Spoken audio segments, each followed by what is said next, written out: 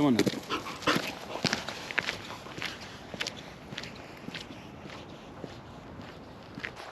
Hello viewers, welcome back to Forage Box TV. This is the final part, the third part of 3 of the Frugal foraging series for this winter.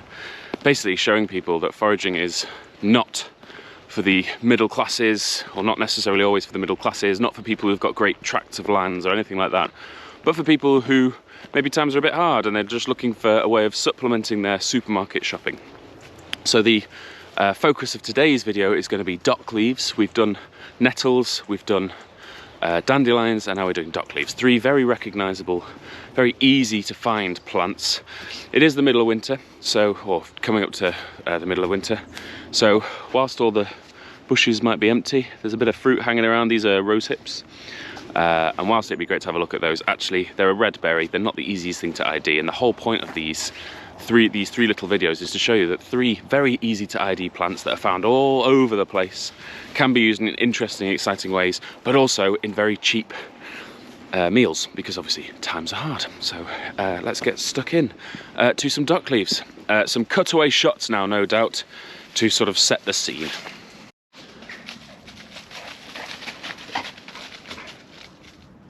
Very artistically done, well done Nelly. So a quick word on frugal foraging. Basically, the reason I'm doing these is because it's very easy for people to think that foraging is just for middle class types with loads of spare time, and whilst this isn't a class war thing that needs to be fueled in any section, foraging is the domain of the working person, you know, the person who has access to the land but doesn't own the land necessarily. It's perfectly legal for people to go and forage for themselves, provided they're not trespassing. I'm only going to be cooking for 1 today, but you could obviously expand that to cooking for an entire family. Make it a family exercise. Take your kids out to the woods. Maybe you and your partner have got access to something at the weekend. You get to spend time together. It's a free thing to go and do. You know, you might have to pay for the petrol in your car or whatever, but basically you can just go and do this wherever it is you fancy.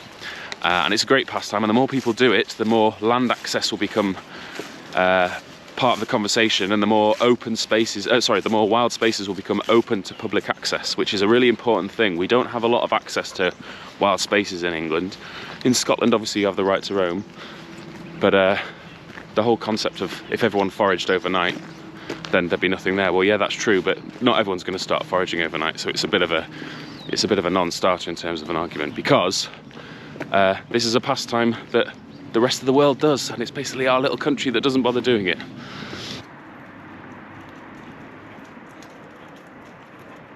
Okay, so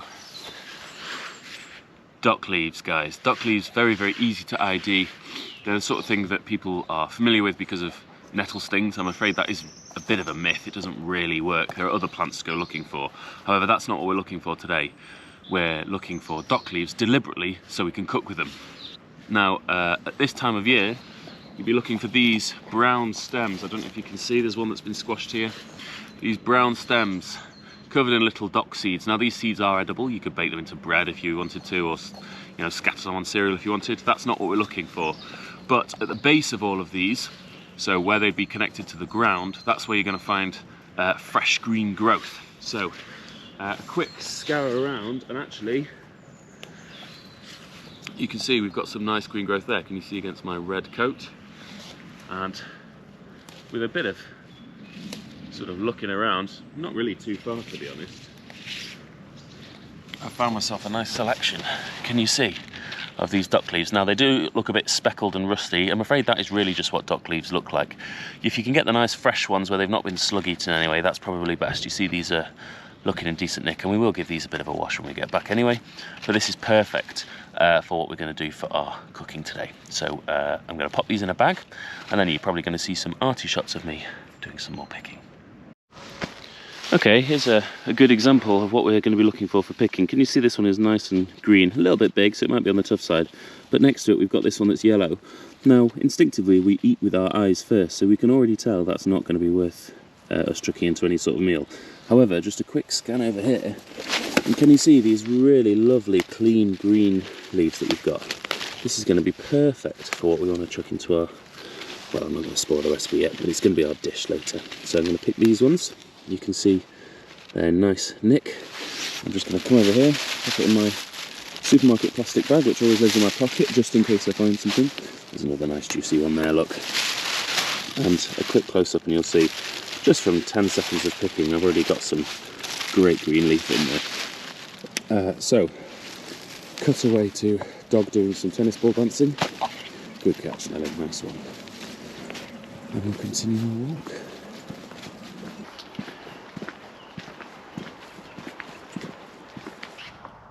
Well, this is nearing the end of this little circular walk I've done for this three-parter. I just want to say, I absolutely love doing this. This is so good for the soul. I've had a rubbish few days with all sorts of online abuse and things like this from an article I did mention at the start.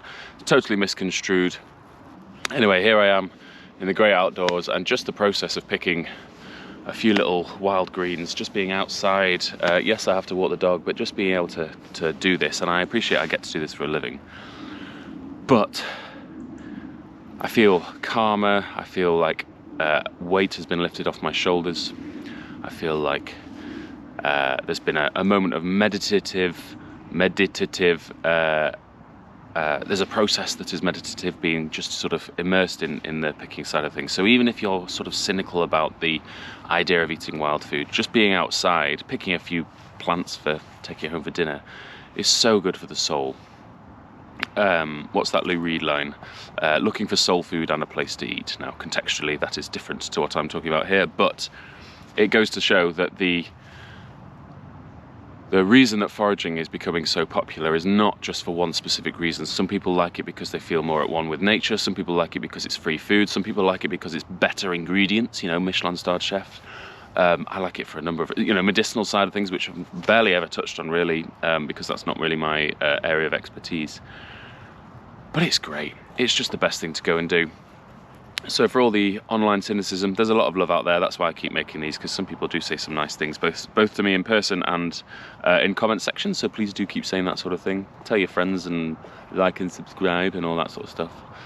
But yeah, I'm gonna cut away now back to the kitchen so we can finish off our meals. But yeah, we're now gonna crack on. So back in the kitchen, guys. It's Doc's turn to get cooked up now. We're going to be making a duck avgolemono soup, which sounds posh, but actually is essentially just rice, dock leaves, lemon juice and stock. I'll show you the ingredients in a second, but it's very, very easy. It's a great lunch. It's actually a pretty filling tea as well. I'm going to spin you around now and let's have a look at the ingredients and then we'll get cooking. So, first most obvious thing, we've got dock leaves. These have been rinsed. They've also been left to drain. I'm going to remove the stalks because the stalks can be a little bit tough. We'll also use an onion, a couple of cloves of garlic, a stock cube, some cumin, pepper, some salt, a lemon. You could also use bottled lemon juice for this. Some cooked rice. This was rice that we had with a curry last night. The flecks of yellow is just where we use the same spoon to spoon the curry, so it's cooked rice. You can see it's sort of clumped together, but that's not a problem. And your friend and mine, olive oil. You could also use butter, I suppose, or any sort of vegetable, sunflower oil, that kind of thing. Just happen to be using olive oil for this one. So, first thing to do is just a little smidge of olive oil. A bit more than maybe you normally put in there. Next up, this is onions sliced quite roughly, and you can see the garlics there as well. That's going to go in.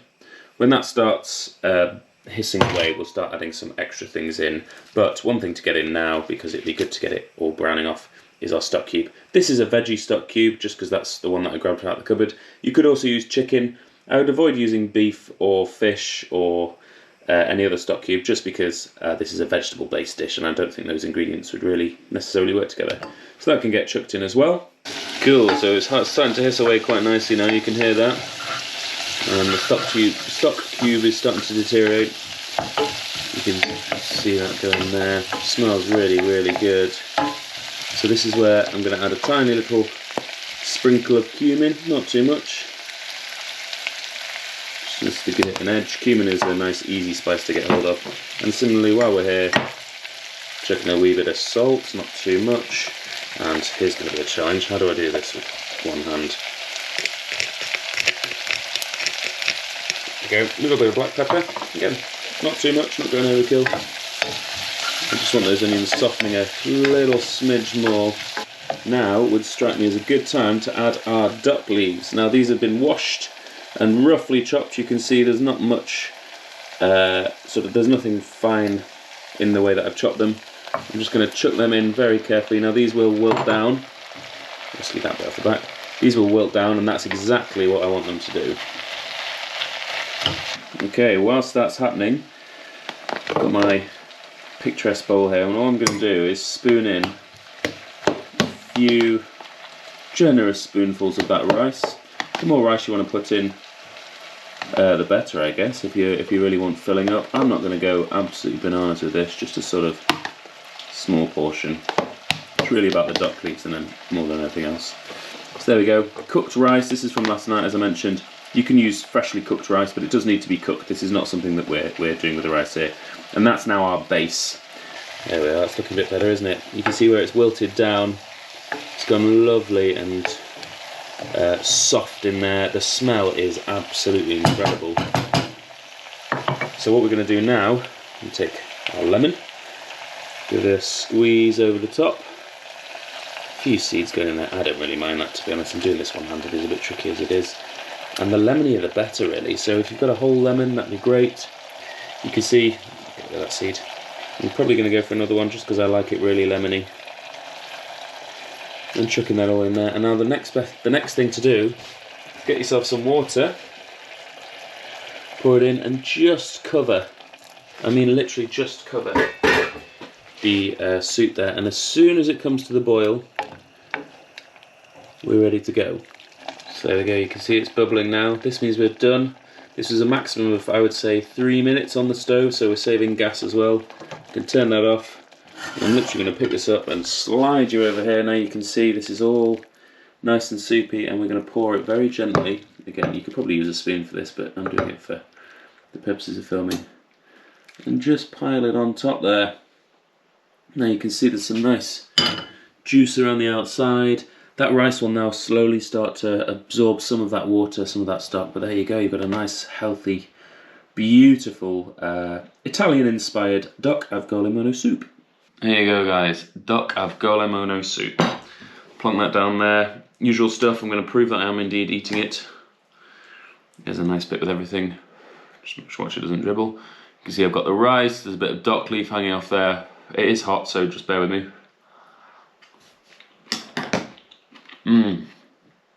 So good. The cumin and the lemon is sublime. The dock leaves add this wonderful vegetal note as well, so a fantastic soup to go with, and it's a lovely hearty soup. This will fill me up for the rest of the day. Well, all gone, not that that matters. Absolutely delicious. Now, just want to say thank you very much for watching these frugal foraging videos. It's a shame that this sort of thing has to exist because times are so hard. Now, this is not a political channel, but if you're able to help your local food bank or, you know, any sort of shelter or anything along those lines, even just a neighbour, a friend who might be going through particularly hard financial times, or indeed hard times full stop, then reach out to them, see if you can lend a hand. These videos are appearing on my YouTube channel, which is probably where you're watching these. This Forage Box is essentially the business that I run, and it's just a name that I hide behind as a brand name, if you like. We run various little workshops and have online sales and things like this. If you're interested, head to the website, which will be underneath here. But that's not really the point of these videos. The point is very specifically to try and get people to use wild food as a way of getting by. We're coming up to the Christmas period, so whether you celebrate Christmas or not, hopefully you have a nice festive period, if that's the phrase that we use these days.